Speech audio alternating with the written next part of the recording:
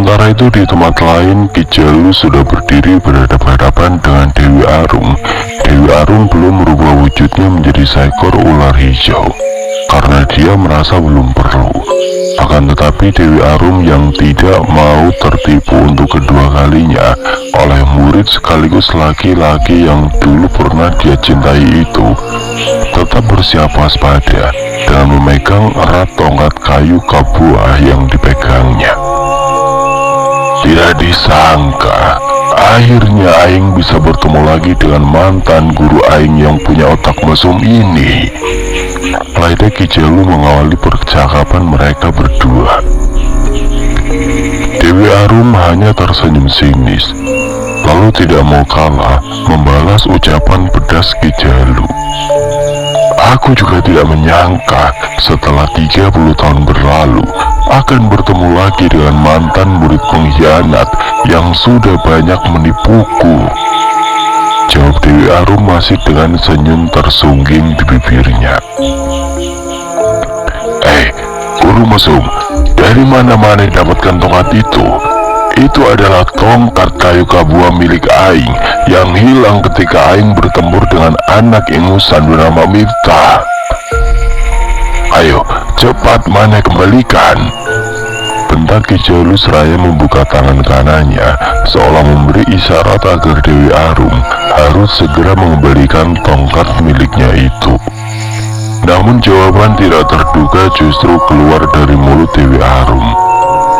Oh, jadi ini tongkat milikmu, ambillah, aku juga sudah tidak butuh tongkat butut ini. Sahut Dewi Arum yang dengan entengnya melemparkan begitu saja tongkat kayu kabuah itu ke arah wajah Ki Jalu. Ki Jalu yang tidak berprasangka buruk sedikit pun kepada Dewi Arum dengan sigap hendak menangkap tongkat tersebut dengan tangan kirinya. Namun kembali hal yang di luar dugaan terjadi.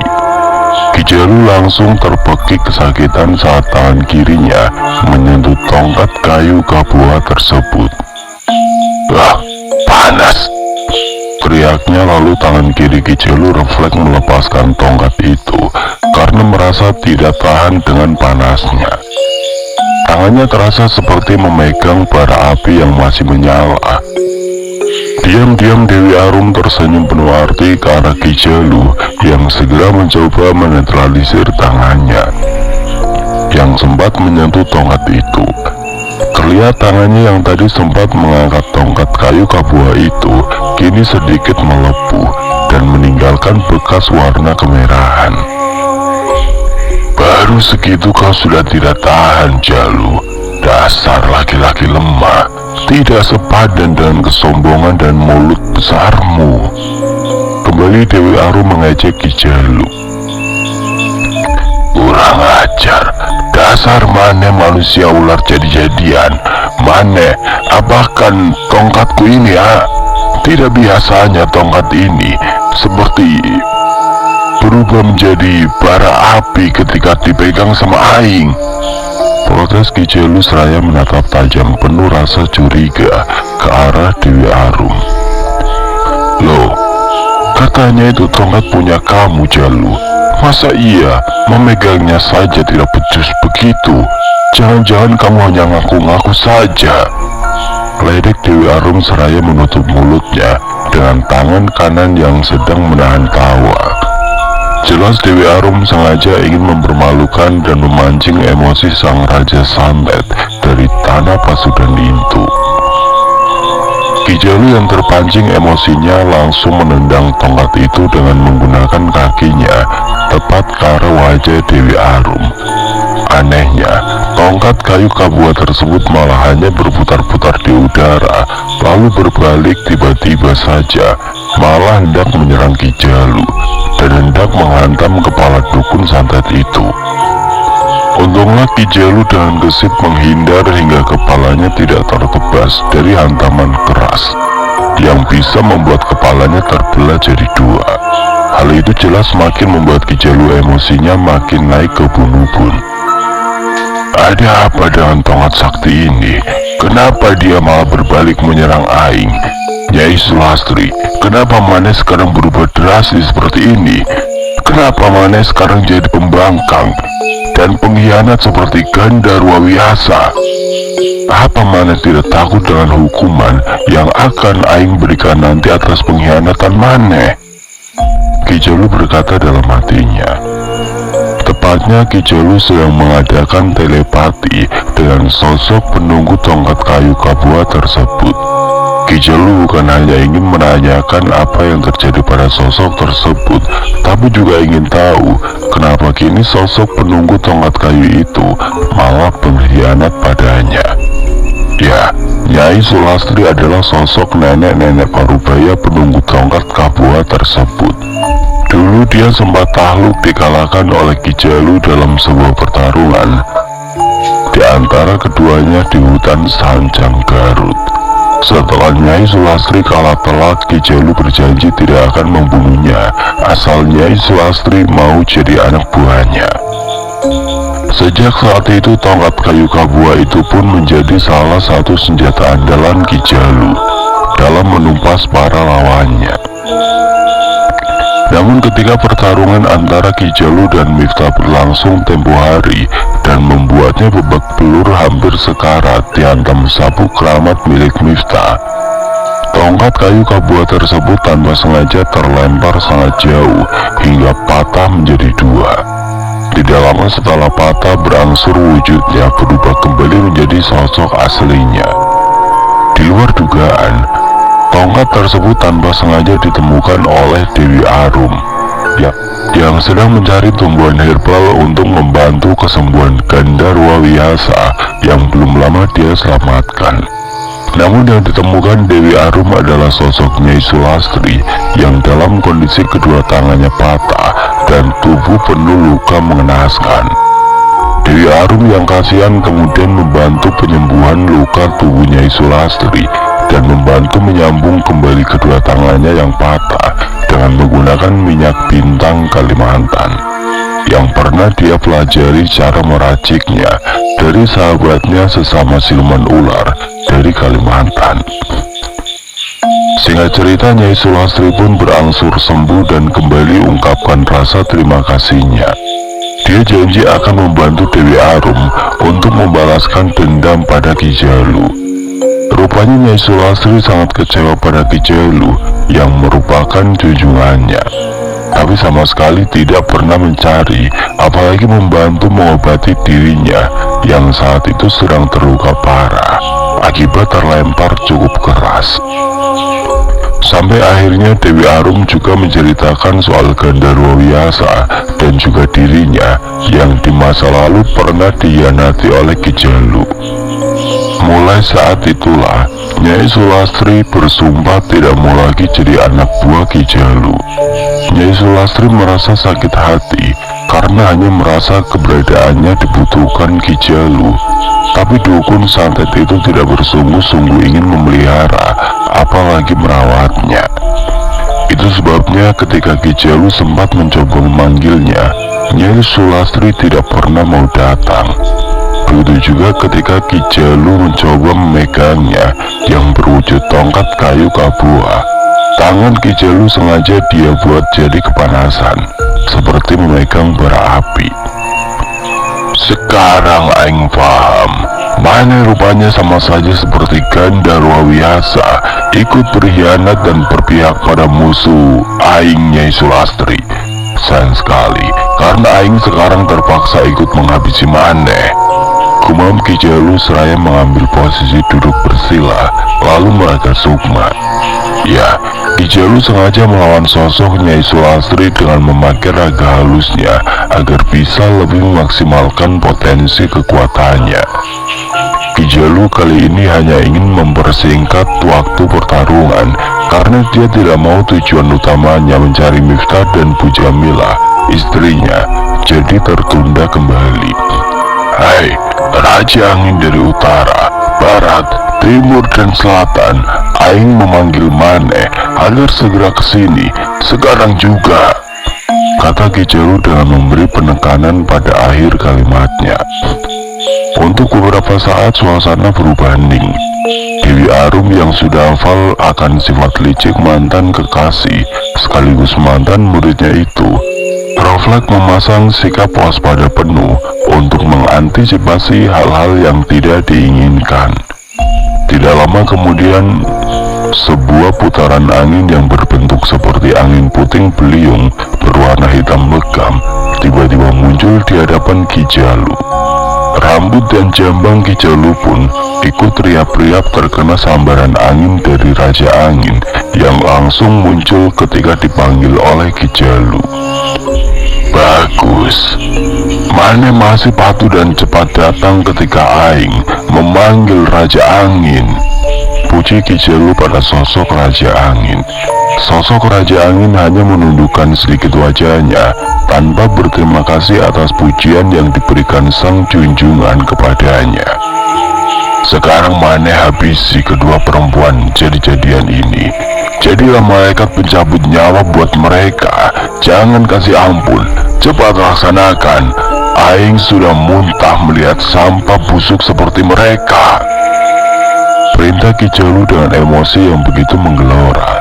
Hanya dalam sekejap mata sosok Raja Angin langsung menghilang dari hadapan Ki Jalu. Kemudian tanpa ampun langsung menghampiri, lalu menggulung sosok Dewi Arum dan Nyai Sulastri tanpa ampun. Tubuh kedua musuh Ki Jalu itu pun ikut masuk dalam pusaran angin yang diciptakan oleh Raja Angin, lalu ikut tersapu ke dalamnya. Terdengar samar-samar teriakan kesakitan yang bercampur dengan suara gemuruhnya angin puting beliung yang begitu riuh. Namun semua itu tidak berlangsung lama, karena setelah itu seiring putaran angin puting beliung itu terhenti, suasana pun berubah sunyi, senyap, seperti suasana pemakaman umum di malam hari. Kemudian terdengar ada dua sosok yang terlempar dari pusaran angin tersebut, dengan kondisi sudah tidak bernyawa dan tubuh sudah tidak utuh lagi. Ya, itulah sosok Nyai Sulastri dan Dewi Arum yang tewas mengenaskan di tangan sosok Raja Angin. Pok, pok. Kedua sosok musuh Ki Jalu tersebut terlempar tepat di bawah kaki Ki Jalu dengan kondisi yang sudah tidak bernyawa.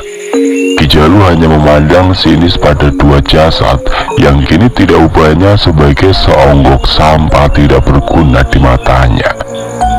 Tanpa ada sedikit pun rasa kasihan, Ki Jalu menatap nanar meludahi kedua jasad tersebut, kemudian menendangnya secara bergantian. Dewi Arum, sayang sekali Mane harus ikut mati sia-sia. Andai saja Mane tahu sampai hari ini Aing masih belum bisa melupakan Mane. Suara Ki Jalu terdengar lirih. Tatapan mata Ki Jalu terlihat berkaca-kaca, seperti ada sebuah rasa sedih, menyesal, dan kehilangan yang bercampur aduk menjadi satu. Namun susah payah dia berusaha sembunyikan, terhalang oleh rasa egoisme dan kesombongan yang merajai dirinya selama puluhan tahun. Baru kali ini Ki Jalu merasa ada sesuatu yang terenggut paksa dari dalam dirinya. Sebuah perasaan cinta yang terpaksa harus dia singkirkan jauh-jauh demi meraih ambisi pribadinya. Setelah sosok Raja Angin pergi, Ki Jalu pun jatuh terduduk. Wajahnya yang tampak sudah dihiasi keriput tidak lagi terlihat garang dan diwarnai oleh kesombongan seperti sebelumnya. Kini terlihat kuyu dan seperti dihiasi oleh mendung. Rupanya meski sudah 30 tahun terlewati, akan tetapi Ki Jalu masih belum bisa melupakan Dewi Arum. Ya, dukun santet yang dikenal bengis dan tidak punya hati tersebut ternyata memang sudah jatuh hati pada sosok siluman ular cantik Dewi Arum. Meski hubungan mereka terpaksa berakhir dengan sebuah kebencian dan dendam akibat ulah Ki Jalu sendiri yang terlalu mengedepankan ambisinya yang ingin jadi orang paling sakti di tanah Pasundan. Tapi sejujurnya, di mata Ki Jalu, figur Dewi Arum adalah perempuan kedua yang jadi cinta sejatinya setelah Bu Romla, istri pertamanya. Bahkan Ki Jalu masih mengingat dengan jelas 30 tahun lalu saat menjadi murid sekaligus kekasih Dewi Arum. Setiap detik yang dia habiskan bersama Dewi Arum adalah salah satu momen yang membuatnya bahagia. Meski usia Ki Jalu dan Dewi Arum saat itu terpaut cukup jauh, juga Ki Jalu tahu betul Dewi Arum adalah sosok siluman ular yang berusia lebih dari 100 tahun. Akan tetapi Ki Jalu tidak pernah mempedulikan hal itu. Rasa cinta dan sayang dia rasakan tulus sama dengan perasaan yang sama yang dulu pernah dia curahkan pada Bu Romlah, istri pertamanya yang sudah lama meninggal dunia. Namun Ki Jalu hidupnya tidak bisa bebas melaksanakan apapun dan melakukan sesuatu sesuai dengan keinginannya sendiri, akibat terikat sebuah perjanjian dengan Turangga, si Raja Iblis.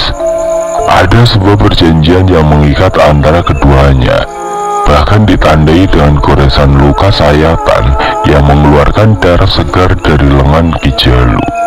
Ya, kucuran darah yang keluar dari lengannya yang sengaja digores oleh pisau gaib milik Turangga adalah sebagai tanda kepatuhan Ki Jalu pada sang junjungan. Turangga membebaskan Ki Jalu untuk berguru dan berburu ilmu kemanapun, asal dia tetap harus mengabdi kepadanya. Ki Jalu juga disuruh untuk menyerap semua ilmu dan kesaktian dari para guru yang mengajarkannya. Namun ketika semua itu sudah didapatkan, Ki Jalu diharuskan untuk menghabisi sang guru. Itu adalah salah satu cara jangan sampai ada lagi yang memiliki ilmu dan kesaktian tersebut selain Ki Jalu. Sedangkan peran Turangga dalam hal ini akan membantu melipat gandakan kemampuan Ki Jalu jadi berlipat-lipat, hingga nanti jadi melebihi kemampuan para guru Ki Jalu sebelumnya.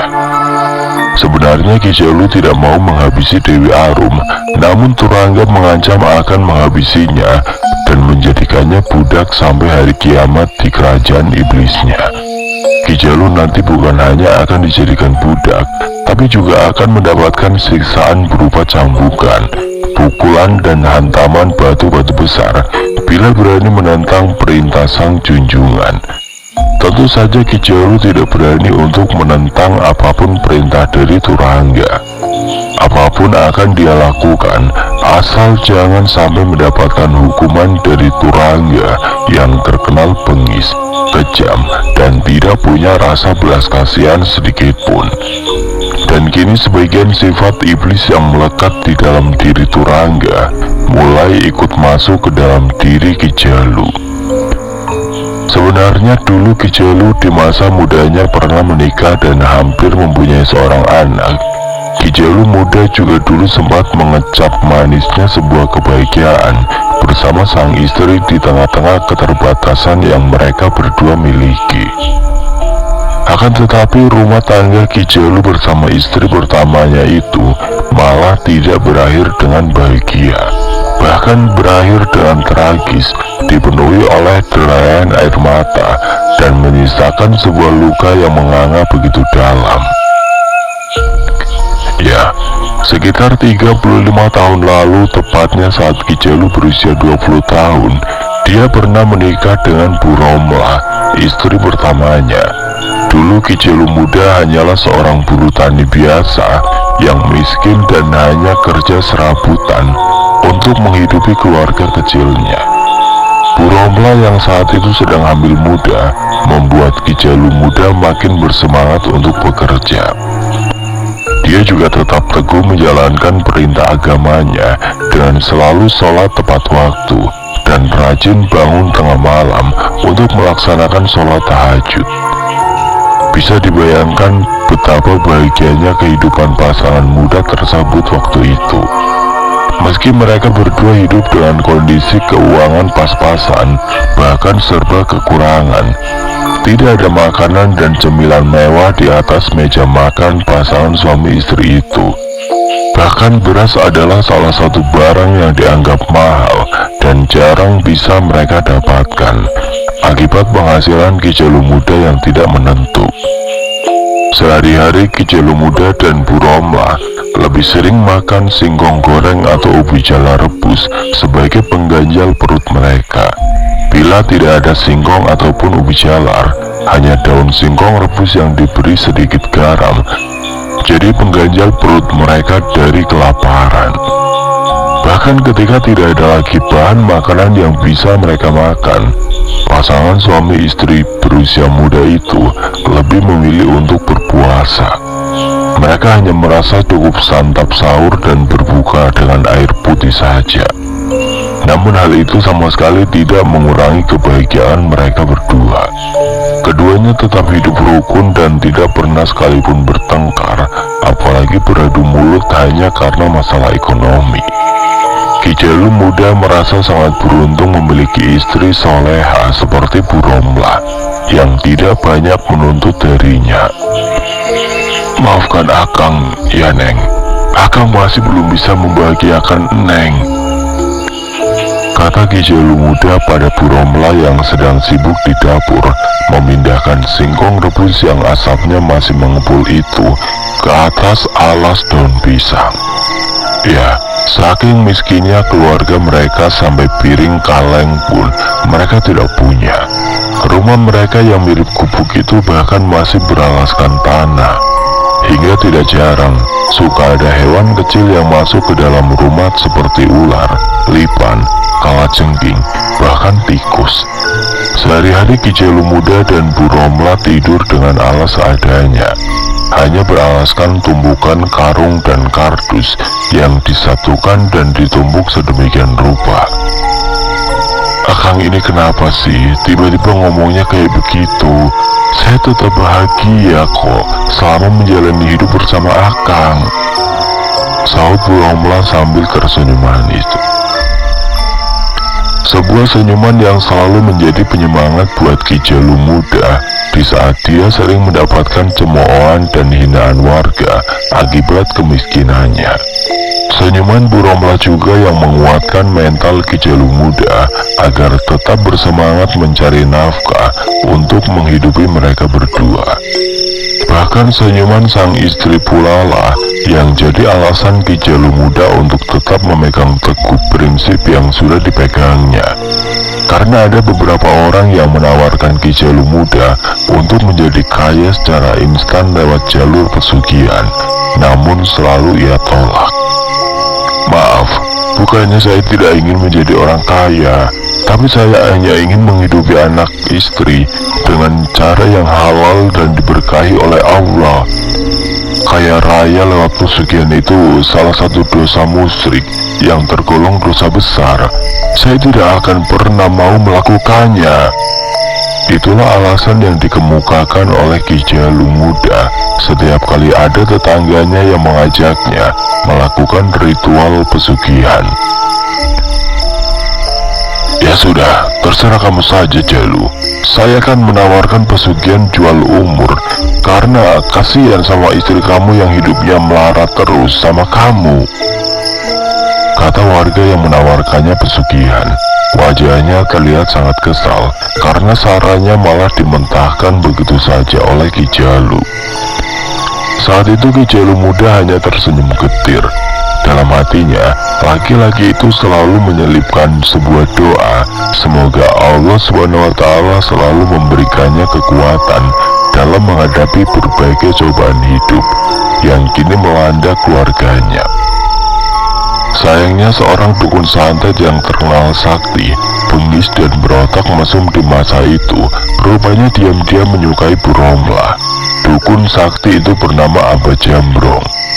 Dia yang usianya sudah mau setengah abad pada saat itu rupanya menyukai Bu Romlah yang memang berwajah cantik. Bahkan dulu Ki Jalu muda sempat harus bersaing dengan banyak laki-laki yang menyukai Bu Romlah.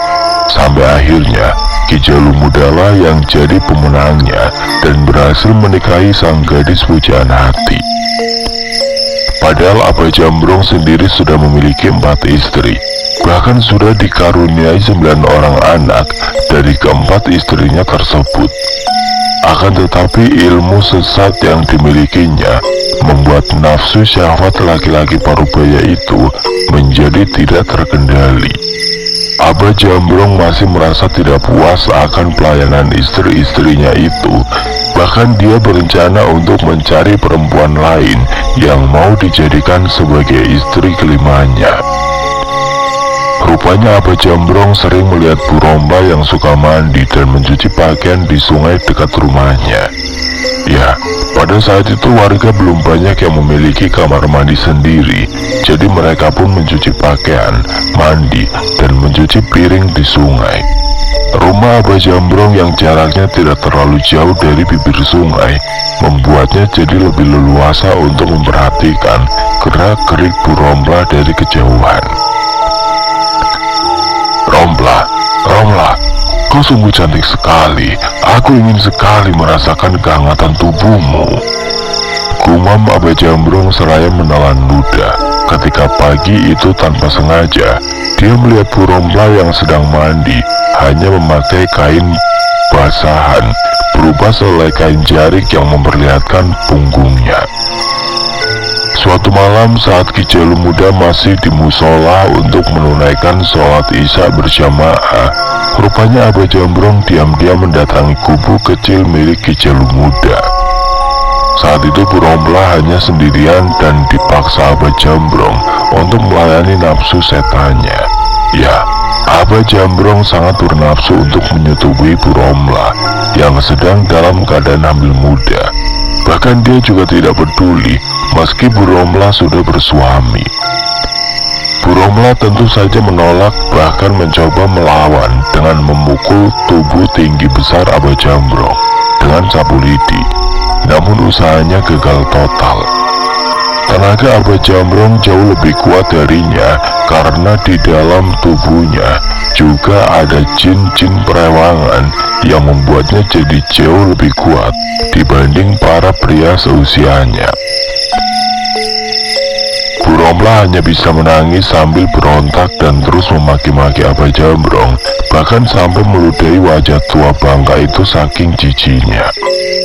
"Pergi, tolong, jangan lakukan itu Ki, saya mohon," pinta Bu Romla sambil menangis. Rasa takut makin mengintimidasi perempuan muda itu. Dalam hatinya dia memohon semoga sang suami segera pulang dari musola. Tubuhnya yang kurus tidak kuasa lagi berontak saat dipepet ke tembok oleh tubuh tinggi besar Abah Jambrong. Sebaliknya, Abah Jambrong hanya tertawa terkekeh-kekeh sambil terus mencoba melucuti pakaian yang dikenakan ibu muda yang baru 4 bulan dinikahi Ki Jalu Muda itu. Bu Romla yang tidak sudi tubuh mulusnya dinikmati selain oleh Ki Jalu Muda suaminya, lebih memilih mati daripada harga dirinya sebagai seorang perempuan dan seorang istri diinjak-injak oleh dukun bejat berotak mesum itu. Tepat ketika Abah Jambrong hendak melucuti pakaian atasnya, Bu Romla langsung menggigit tangan Abah Jambrong sekuat tenaga hingga mengucurkan darah. Akibatnya, pegangan tangan kanan Abah Jambrong dan tindihan tubuhnya yang sedari tadi menghimpit tubuh Bu Romla dengan ketat pun perlahan menjadi longgar. Abah Jambrong refleks melepaskan tangan kanannya yang digigit Bu Romla sampai berdarah hingga Abah Jambrong kesakitan. "Ah, sakit tau," bagi Abah Jambrong. Saat itulah Bu Romla susah payah mencoba bangun dari tempat tidur, lalu lari ke arah pintu. Tapi aneh, tiba-tiba saja Abah Jambrong tahu-tahu sudah ada di depan pintu. Wajah tuanya yang mulai dihiasi banyak keriput, kini terlihat murka akibat gigitan di tangan kanannya. "Mau lari kemana atuh Neng Romla? Lebih baik Neng kembali ke atas ranjang. Abah janji akan memberikan Neng kenikmatan melebihi si Jalu, suami keremu itu. Ayolah," rayu Abah Jambrong seraya mengedip-ngedipkan matanya dengan tatapan nakal ke arah Bu Romla yang berdiri ketakutan dengan kedua mata sembab di hadapannya. Bu Romla makin ketakutan dan sontak berjalan mundur ke belakang, hingga tubuhnya yang hanya tertutup pakaian sebagian itu kini menempel ke dinding. Dan hanya dalam satu lompatan, tubuh tinggi Aba Jambrong tahu-tahu sudah berdiri di depan Bu Romla. Tanggapan matanya begitu nyalang, terkesan menakutkan, menyiratkan nafsu bejatnya yang berkobar-kobar dan minta untuk segera disalurkan.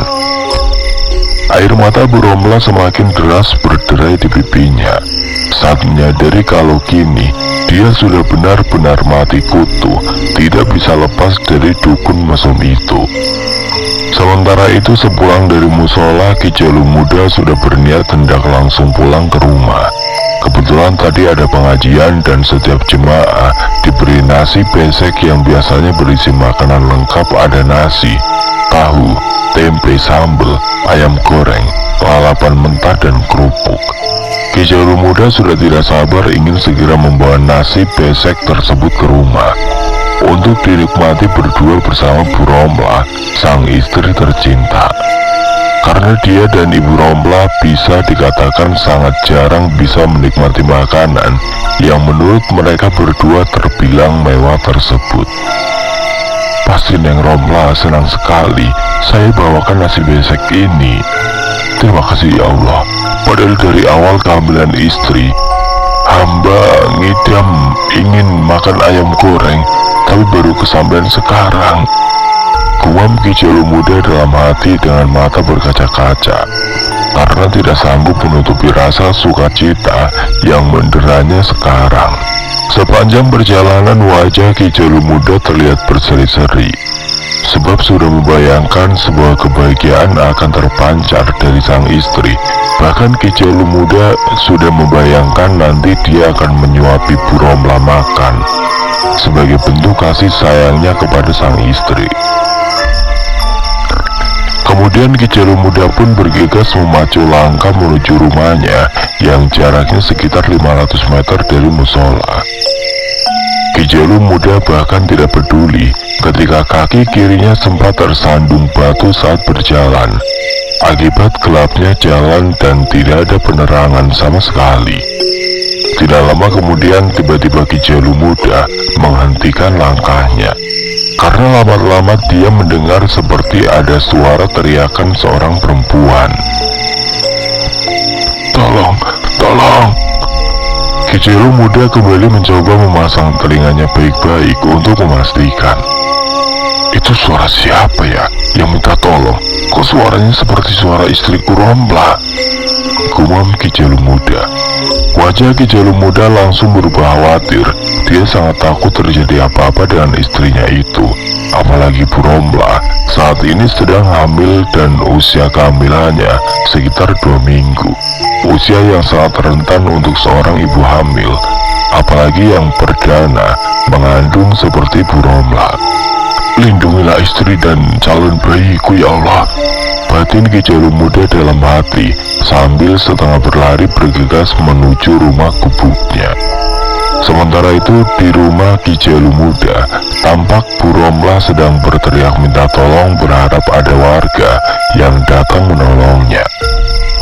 Ya, Bu Romla sedang ketakutan ketika Aba Jambrong sedang berusaha merudah paksa dirinya. Ayo Neng Romla, layani Aba. Aba janji akan memberimu uang, perhiasan atau apapun yang Neng mau, yang tidak pernah dikasih Ki Jalu. Ayolah Neng. Aba Jambrong kembali mencoba merayu Bu Romla, seraya mulai membuka satu persatu pakaian serba hitam yang dikenakannya. Dengusan nafas laki-laki bau tanah itu terdengar berderu kencang, seiring dengan detak jantungnya yang ikut mengencang ketika melihat bagian tubuh Bu Romla akibat sebagian pakaian yang tersingkap. Kemulusan tubuh Bu Romla membuat Aba Jambrong makin menggila nafsu binatangnya. Pergi, aku tidak sudi jadi budak nafsu laki-laki bejat seperti kamu, pergi. Bentak Bu Romla sambil menangis dan mencoba membetulkan sebagian pakaiannya yang tersingkap dengan tergesa-gesa. Pada puncaknya, Aba Jambrong malah tetap nekat. Nafsu setan sudah menguasai hati dan pikirannya. Laki-laki paruh baya yang lebih pantas jadi orang tua Bu Rompla itu dengan beringas menekan tubuh Bu Rompla dengan tubuhnya, hingga Bu Rompla kembali dalam posisi terpojok. Dia memaksa hendak mencium Bu Rompla, tapi Bu Rompla malah di luar dugaan, malah kembali meludahi wajah laki-laki bejat, tidak tahu diri itu. Aba Jambrong murka dan balas menampar pipi kanan Bu Rompla dengan keras. Plak! Terdengar jerit kesakitan Bu Rompla saat pipi kanannya ditampar cukup keras oleh sang dukun mesum. Kurang ajar maneh, malah meludahi muka aing. Rasakan ini perempuan sial, teriak Aba Jambrong yang tersulut emosinya hingga naik ke ubun-ubun. Kembali suara tamparan di pipi kiri Bu Rompla terdengar, hingga Bu Rompla kembali meringis kesakitan. Namun meski merasa kesakitan, Bu Rompla tetap menatap penuh kebencian pada laki-laki tua yang ada di hadapannya itu. Dengan punggung tangan Bu Rompla menghapus luka berdarah yang muncul di ujung bibirnya. Air matanya masih terus bergulir membasahi kedua belah pipinya, hingga mata indahnya itu terlihat sembab. Pergi! Kali ini dengan sisa kekuatannya, Bu Rompla mencoba mendorong tubuh Aba Jambrong dengan kedua tangannya, tapi usahanya gagal.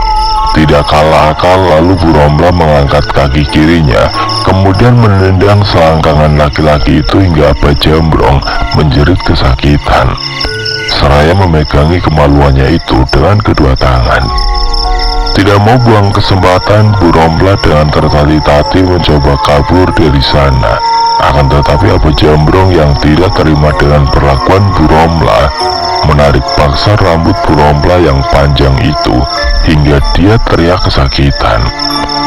Tubuhnya yang mulai lemah jadi hilang keseimbangan hingga akhirnya jatuh terjerembab. Tangis Bu Rompla makin terdengar keras, menyayat hati siapapun yang mendengarnya. Namun Aba Jambrong sama sekali tidak menghiraukan teriakan histeris kesakitan dan tangisan Bu Rompla. Laki-laki setengah baya itu sudah terlanjur dikuasai nafsu binatang yang kini menyelubungi dirinya.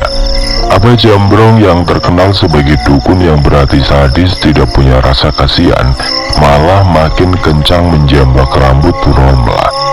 Kali ini Aba Jambrong bahkan memakai kedua tangannya untuk menarik paksa rambut panjang wanita yang sudah tidak berdaya itu, hingga sebagian rambut panjang Bu Rompla tercabut dari kulit kepalanya.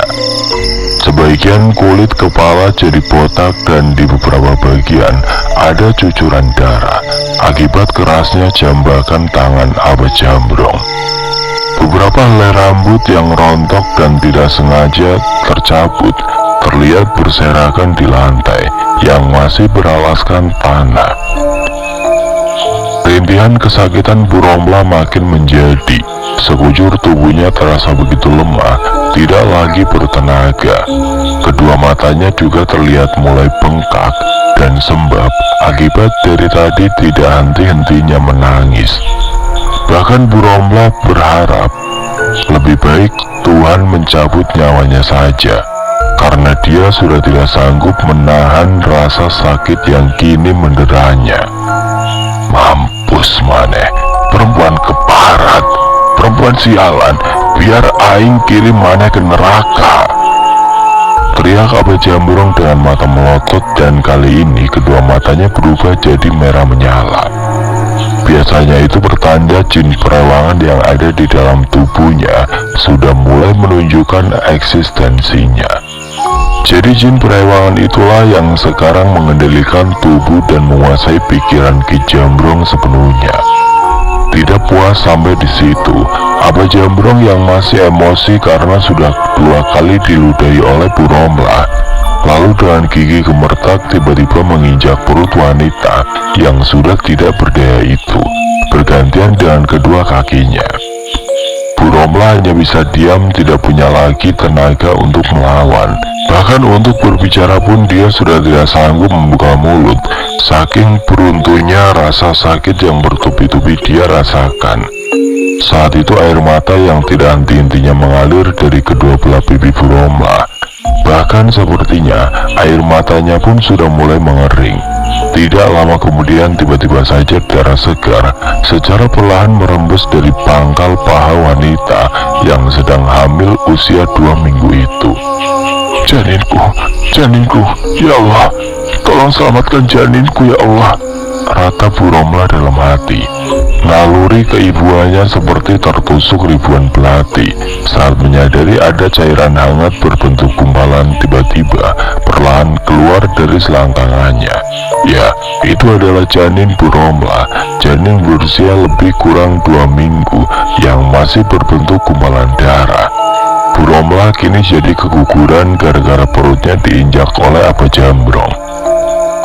Kang Jalu, Kang, maafkan saya gagal menjaga janin kita. Ampuni saya, kata Bu Romla dengan mata yang kembali tergenang butiran air mata. Namun Aba Jambrong yang hatinya sudah dikuasai nafsu iblis tanpa ampun malah menyeret paksa tubuh lemah ke dalam kamar.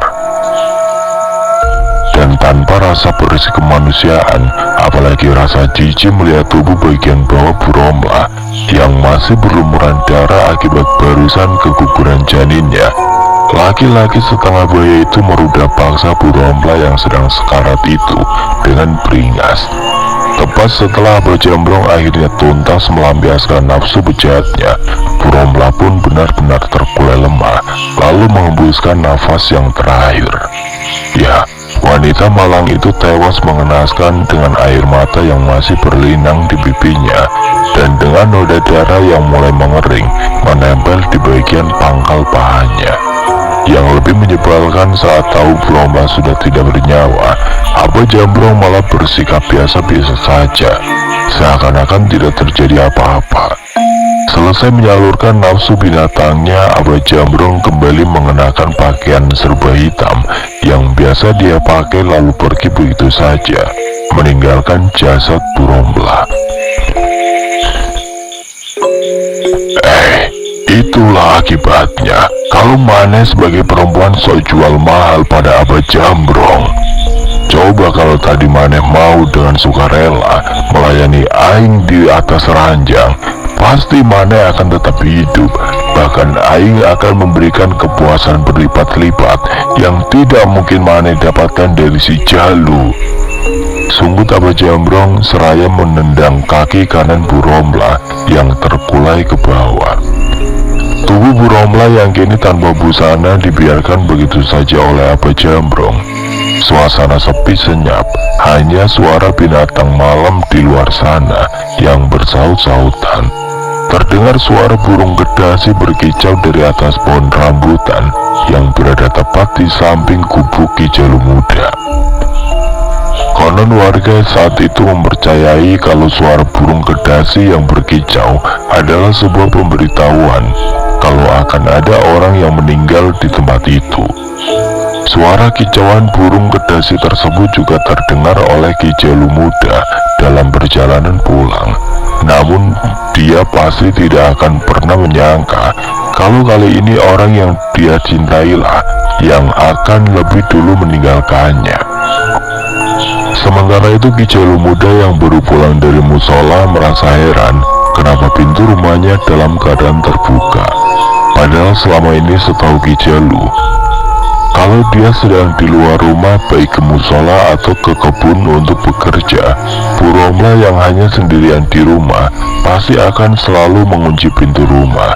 Karena Ki Jalu berpesan pada Bu Romla agar jangan keluar rumah saat dia tidak berada di rumah, kecuali kalau ada keperluan mendesak.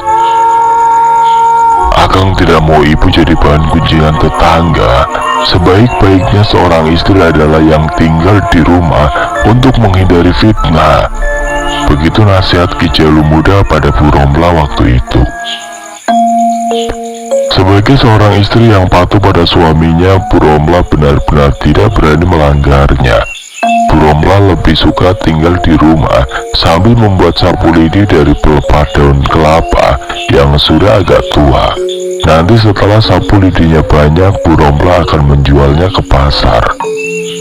Pada saat itu perasaan Ki Jalu muda langsung tidak enak melihat ada jajaran darah dan gumpalan darah sebesar kepalan tangan di depan pintu. Dia pun langsung memanggil-manggil sang istri. "Neng, Neng, akang pulang, Neng," teriak Ki Jalu muda sambil langsung masuk ke dalam kamar. Tidak ada sautan. Tidak ada juga sebuah senyum manis yang menyembul dari balik pintu kayu sederhana milik Bu Rompla yang biasanya selalu menyambutnya setiap pulang ke rumah. Hati Ki Jalu muda langsung hancur. Persendian tulangnya seperti hendak bertanggalan satu demi satu saat melihat kondisi sang istri tercinta yang sudah tewas mengenaskan dengan tubuh tanpa busana. "Neng, Neng, kenapa kamu tega meninggalkan akang, Neng?" teriak Ki Jalu muda histeris seraya memeluk tubuh istrinya yang kini sudah kaku. Seperti orang yang tidak waras, Ki Jalu muda terus memeluk dan menciumi sang istri yang sudah tidak bernyawa. Ki Jalu berteriak-teriak mencoba membangunkan sang istri. Kemudian dia pun menangis histeris sambil memanggil-manggil nama Bu Rompla.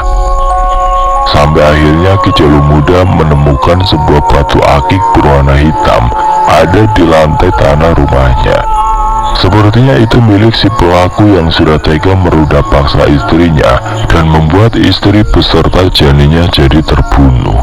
Ki Jalu muda memperhatikan dengan seksama batu akik tersebut dan tiba-tiba seperti teringat akan sesuatu.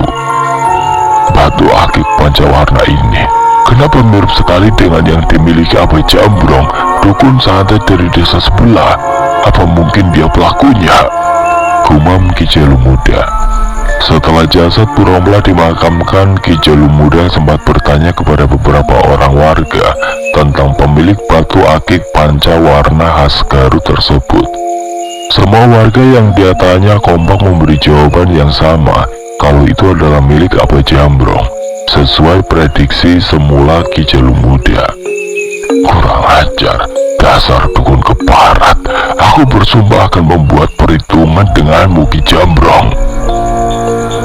Tekad Ki Jalu muda seraya meremas tanah basah tempat peristirahatan terakhir sang istri untuk selama-lamanya. Ki Jalu muda yang tahu kalau dia dengan kondisinya yang sekarang hanya akan mati konyol kalau sampai berani menantang langsung Abai Jambrong, akhirnya memutuskan keluar dari kampung. Ki Jalu mulai berkelana mencari guru yang bisa mengajarkannya ilmu kebatinan dan ilmu kanuragan. Bahkan Ki Jalu muda yang sudah terlanjur dibutakan dendam perlahan mulai meninggalkan Tuhannya. Dulu dia yang selalu rajin sholat, mengaji, berpuasa, bahkan suka menjadi muazin di setiap waktu sholat, kini benar-benar telah berubah. Ki Jalu muda sepertinya merasa kecewa pada Tuhan atas cobaan yang teramat berat untuk dia pikul sendirian. Setelah hampir 5 tahun berkelana berganti-ganti guru, melakukan banyak ritual yang kadang di luar nalar dan akal manusia, akhirnya Ki Jalu muda berhasil menguasai banyak ilmu kanuragan. Ki Jalu muda pun memutuskan untuk kembali ke kampungnya untuk membuat perhitungan dengan Abai Jambrong. Bukannya merasa malu, Abai Jambrong malah terang-terangan merasa bangga sudah berhasil merudah paksa perempuan yang disukainya. Hal itulah yang menyulut emosi Ki Jalu muda. Singkat cerita, Ki Jalu muda dan Abai Jambrong pun bertarung dengan adu kesaktian. Usia Ki Jalu muda yang jauh lebih muda dengan stamina yang masih bagus membuat Abai Jambrong sedikit kelabakan melawan Ki Jalu muda. Ya, Ki Jalu muda yang sekarang bukan lagi Jalu muda yang dulu. Sekarang dia sudah berubah jadi laki-laki bengis yang tidak punya rasa kasihan. Sampai akhirnya Ki Jalu muda berhasil menghabisi Abai Jambrong. Bahkan saking dendamnya jasad Abai Jambrong yang sudah tidak bernyawa, Ki Jalu muda buang ke sungai yang masih suka ditemui banyak buaya. Kembali ke masa sekarang, Ki Jalu termenung cukup lama seakan terhanyut dengan kisah masa lalunya yang sangat pahit itu. Sebuah masa lalu yang selalu menjadi bayang-bayang kelam dalam catatan kehidupannya.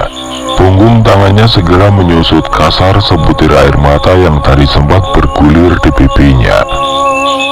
Sampai akhirnya sebuah suara yang cukup dikenalnya tiba-tiba membuyarkan semua lamunan Ki Jalu akan masa lalunya bersama mendiang Bu Romlah. Maafkan saya tuanku, kalau saya lancang mengganggu waktu istirahat tuan, tapi ada hal penting yang ingin saya sampaikan. Disusul kemunculan sosok buto hijau bernama Wicaksana yang menemuinya. Ya, Wicaksana adalah salah satu jin perewangan Ki Jalu yang dia tugaskan untuk berjaga di sekitar areal rumahnya. Setelah berusaha mengembalikan ketenangan dalam dirinya yang sempat terusik oleh ingatan masa lalu, Ki Jalu pun langsung berjalan perlahan menemui Wicaksana. Ada apa gerangan Wicaksana? Mana tiba-tiba datang ke sini? Maaf tuanku, tapi saya dengar kalau tuanku Ki Jalu sedang mencari bocah ingusan yang bernama Miftah. Bahkan tuanku juga ingin sekali menghabisinya kan? Wicaksana, sosok buto hijau peliharaan Ki Jalu yang juga ditempatkan di wilayah dekat pantai itu, balik bertanya. Ya, itu benar sekali Wicaksana. Aing memang sengaja mencari bocah ingusan itu untuk membunuhnya karena dia sudah lancang membuang pelet kembang kantil lalu membawa kabur istri Aing dari rumah, jawab Ki Jalu dengan geram. Nah, kebetulan sekali tuanku, tadi saya tidak sengaja melihat istri tuanku sedang berada di kediaman para mahasiswa KKN dari kota Bandung. Tapi sepertinya kondisi istri tuanku juga sedang kurang sehat. Badannya kurus, matanya bengkak seperti habis menangis. Terang Wicaksana panjang lebar. Ki Jalu spontan tercenung. Berarti dugaan Aing tidak salah. Bocah ingusan itu bukan hanya membawa kabur istri Aing, tapi juga sudah menghancurkan pelet kembang kantil kiriman dari Aing. Kurang ajar pisan. Tampak Ki Jalu terlihat begitu geram. Wicaksana, bawa Aing ke tempat yang tadi Mane bilang sekarang juga. Aing tidak mau kalau sampai bocah ingusan itu sampai berhasil mengobati istri Aing. Bisa gawat, perintah Ki Jalu. Wicaksana hanya kembali menjawab singkat sambil menganggukkan kepalanya. Baik tuanku. Kemudian sosok mereka berdua pun meninggalkan kediaman Ki Jalu. Lalu mereka berdua pun berjalan menuju tempat tinggal para mahasiswa KKN, di mana Bu Jamila untuk sementara waktu tinggal, sampai Miftah menemukan rumah kontrakan yang layak untuk ditempati. Miftah, Selin, dan Nindi singkat cerita akhirnya sampai juga di tempat tinggal para mahasiswa KKN. Miftah menatap sedih ke arah kamarnya karena tiba-tiba saja dia kembali teringat pada mendiang Eki. Dulu sewaktu Eki masih hidup, pasti sahabatnya itu akan langsung menawarkan untuk membuatkan kopi atau teh manis buat Miftah. Bahkan seringkali mendiang Eki berinisiatif memasak mie instan plus telur kesukaan Miftah ketika dia malam-malam masih sibuk membuat laporan KKN. Kenapa orang sebaik kamu malah lebih cepat dipanggil sama Yang Kuasa, Ki? Andai saja kamu masih ada, mungkin suasana kamar ini tidak akan sesepi ini dan aku tidak akan kesepian lagi, keluh Miftah dalam hatinya. Bahkan Miftah juga masih belum memindahkan barang-barang mendiang Eki yang masih tersimpan rapi di kamar yang mereka tempati berdua. Miftah akan menyimpannya dengan baik sebagai kenang-kenangan bersama mendiang sahabat baiknya itu. Pemuda tampan itu juga berjanji nanti setelah praktek KKN-nya selesai dan urusan dengan Ki Jalu beres, sebagian barang-barang milik mendiang Eki tersebut akan ia sumbangkan ke panti asuhan. Duh, Kok aku lapar banget ya? Sejak datang ke sini kayaknya nggak ada yang nawarin aku makan atau ngasih cemilan gitu. Sindir Nindi seraya melirik ke arah Miftah, yang masih terlihat bengong terbawa suasana ketika mengingat mendiang Egi. Aduh, si radio butut mulai deh mau ngajak ribut, sewot Miftah. Loh, siapa yang ngajak ribut, Mif? Aku cuma kan bilang kalau aku lapar banget. Emang tuh boleh? Nindi mendelik ke arah pemuda tampan yang kini berdiri di sampingnya itu. Tapi cara ngomong kamu itu loh, Nin, kayak sengaja nyindir aku, ucap Miftah dengan nada kesal. Tiba-tiba Selin ikut menimpali. Tapi beneran, Mif, aku juga sama lapar banget ini. Tadi pagi perutku cuma diisi nasi goreng doang. Mana tadi energiku juga terkuras gara-gara ngasih pelajaran ke si dukun santet kampret, kata Selin. Nindi yang merasa seperti mendapatkan dukungan langsung menyalahkan Miftah yang selalu berprasangka buruk padanya. Tuh kan aku bilang juga apa, buktinya Selin juga sama kelaparan. Miftah yang memang sudah tidak mau banyak berdebat dengan Nindi yang selalu merasa benar dan keras kepala itu, akhirnya memilih untuk mengalah. Yaudah, kalian berdua aja deh yang duluan makan. Kalian makannya di warung Cek Yaya ya. Udah makanannya lengkap, enak-enak, harganya juga murah lagi. Kalian berdua kesana saja duluan, nanti aku nyusul, kata Miftah meminta persetujuan Nindi dan Selin. Selin manggut-manggut. Boleh juga, tapi awas ya, kamu jangan lama-lama lo nyusulnya. Soalnya aku dan Nindi belum tahu daerah Pamengpek ini, ancam Selin. Iya, jawab Miftah singkat. Namun karena Nindi dan Selin belum tahu letak warung Cek Yaya, Miftah pun akhirnya minta tolong kepada Raffi untuk menemani kedua gadis itu ke sana. Raffi tidak keberatan. Dia malahan senang karena bisa membantu Miftah.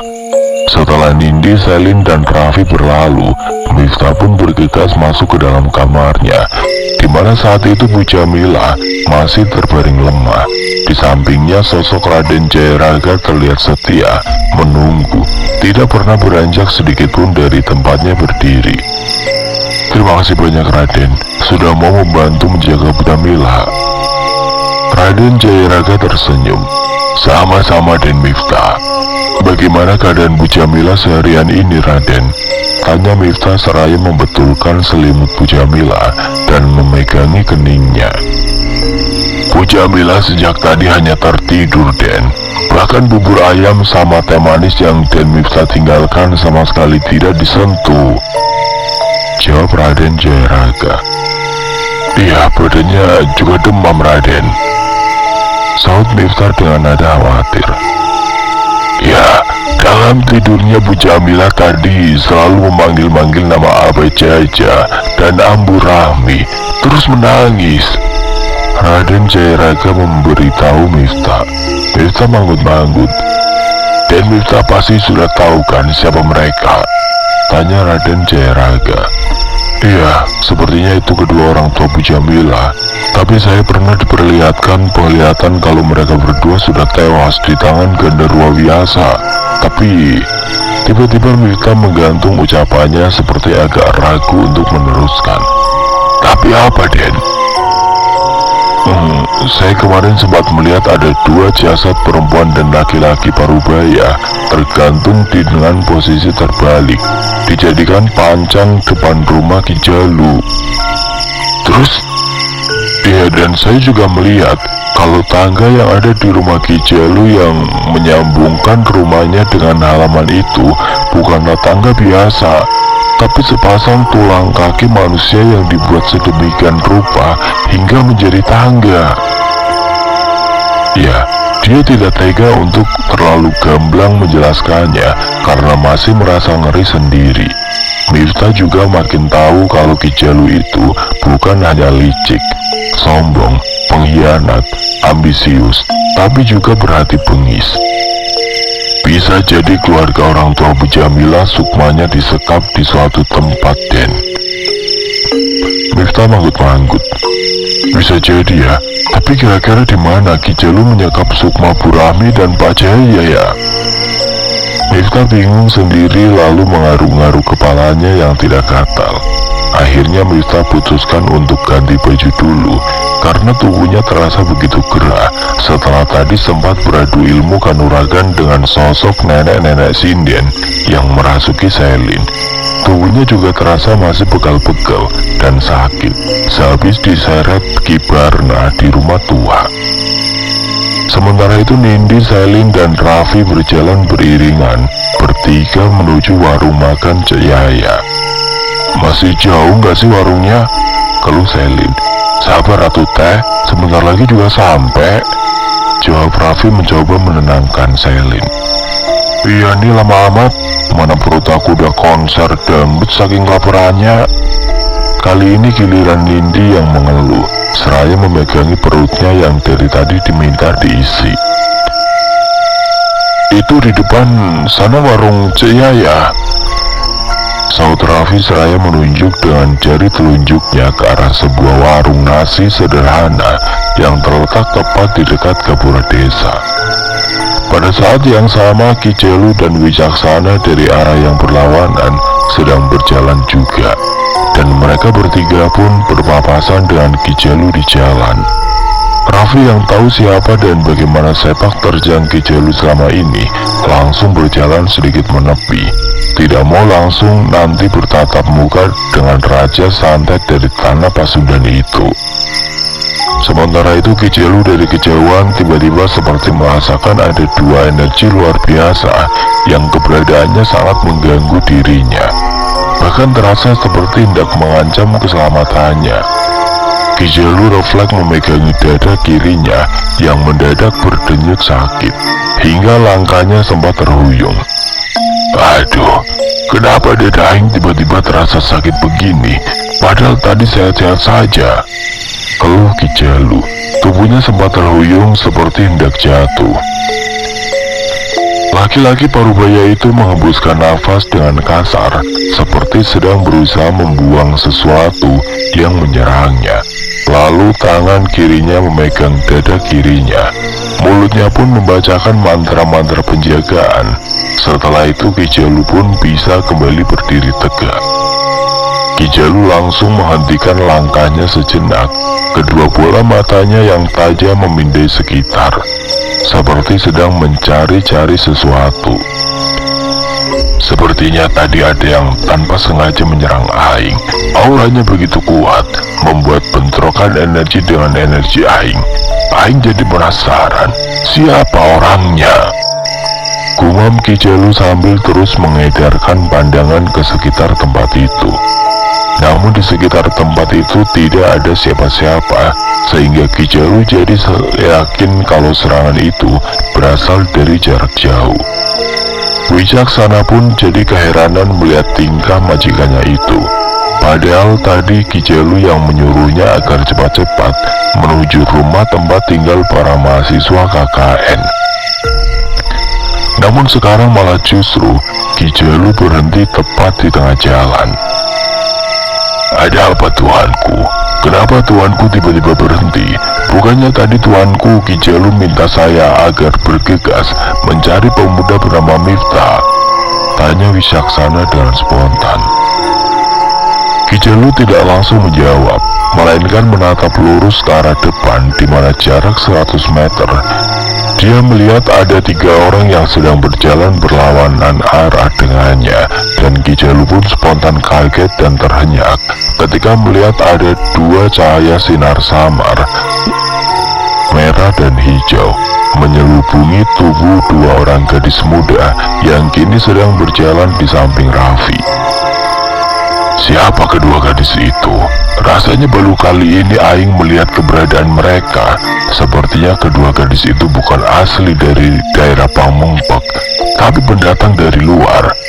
Bila dilihat dari 2 cahaya samar berbeda warna yang menyelubungi tubuh mereka, Aing yakin kedua gadis itu bukanlah gadis sembarangan, tapi orang yang memiliki ilmu kanuragan dan ilmu-ilmu lainnya yang tidak bisa dimiliki kebanyakan orang. kata Ki Jalu dalam hati. Tidak mau hanya menebak-nebak, akhirnya Ki Jalu bertanya pada Wijaksana. Wijaksana, apa Mane mengenal dua gadis yang sedang berjalan berlawanan arah dengan kita? Tanya Ki Jalu seraya menunjuk ke arah Nindi dan Selin dengan jari telunjuk kirinya. Wijaksana pun mengarahkan pandangannya ke arah yang ditunjuk sang majikan. Oh, gadis yang dua itu tuanku. Berdasarkan informasi yang saya dengar dari warga, mereka berdua adalah sepupu dan teman dari Miftah yang lagi tuanku cari. Mereka baru datang tadi pagi ke desa ini, kata Wijaksana mencoba menerangkan sedetail mungkin tentang informasi yang tadi dia dengar. Ada apa kedua gadis yang punya ilmu kanuragan cukup tinggi ini datang ke desa ini? Rasanya tidak mungkin kalau mereka hanya sekedar menemani si bocah ingusan. Aing yakin kedatangan mereka berdua pasti ada maksud tertentu, gumam Ki Jalu dalam hati. Oke teman-teman, sampai di sini dulu ceritanya. Nantikan kelanjutan kisah ini di video berikutnya. Agar tidak ketinggalan, klik tombol subscribe channel ini dan nyalakan lonceng notifikasinya. Wassalamualaikum warahmatullahi wabarakatuh.